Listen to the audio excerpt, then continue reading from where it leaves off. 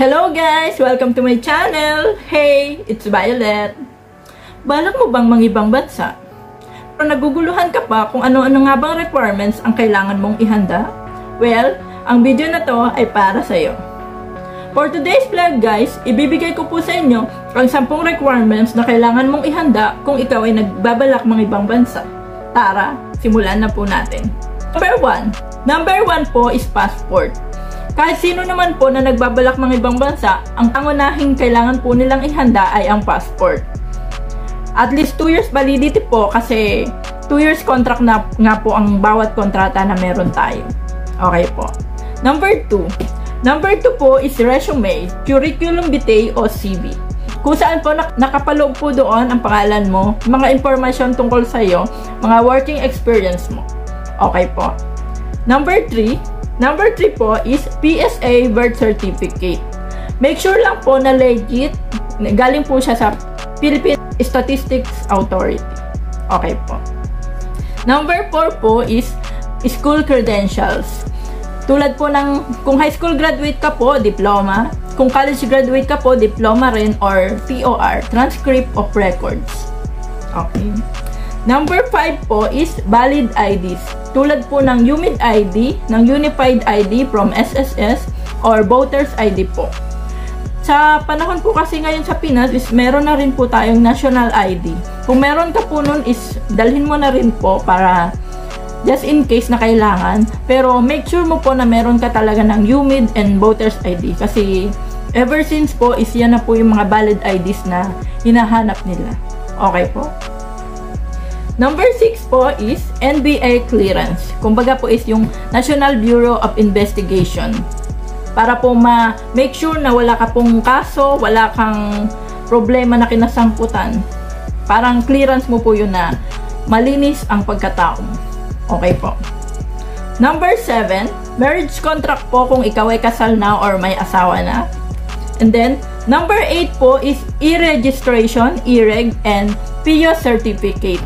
Maaari nyo pong research kung ano po iyan, pero yan po ang isa sa pinaka-importanteng dapat meron ka. Hinahanap po talaga yan ng mga agency para maipaalam po sa mga nagbabalak mga ibang bansa, magkaroon ka po ng ideya kung ano yung trabahong papasukin mo or kung ano yung magiging sitwasyon mo sa ibang bansa. Para magkaroon ka lang po ng ideya. Okay? Number 9 po is Certificate of Employment or COE. Hindi naman po lahat ng agency ay naghahanap nito. May mga mangilan-ngilan lang po. Pero kung meron ka po nito, mas maganda po kasi mas malaki po ang chance na matanggap ka kasi meron ka po maipapakita ng proof of works mo before. Okay po. For proof of employment. Lalo na po kung related dun sa trabahong ina-applyan mo sa ibang bansa. Okay? Number 10 po is, ito po ay para sa mga ex-abroad or ex-OFWs. Yun pong info sheet.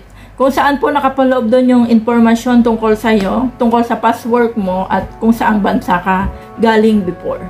Okay po? Yan po ang mga 10 requirements na kailangan mong ihanda kung nagbabalak kang mangibang bansa.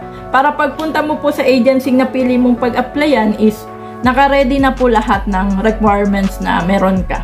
Kung ano man yung hanapin nila is meron ka lang maipapakita. So, mas malaki po ang chance mo na matanggap. Lalo na po kung hiring talaga sila dun sa work na ina-applyan mo. Okay po?